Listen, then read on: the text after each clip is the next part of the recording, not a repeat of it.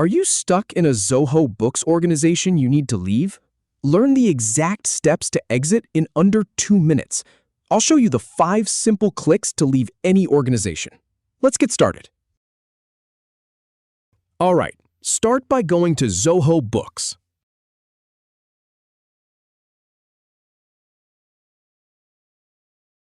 Then, click on the arrow down icon to expand your options.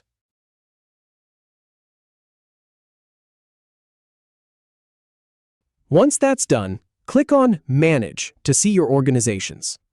Click the 3-dot icon. Finally, click Leave Organization to complete the process.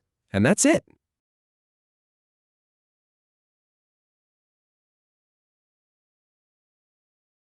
If you have any feedback or if any info is inaccurate, please leave a comment below. We'll do our best to answer or redo the video if needed. Thanks for watching.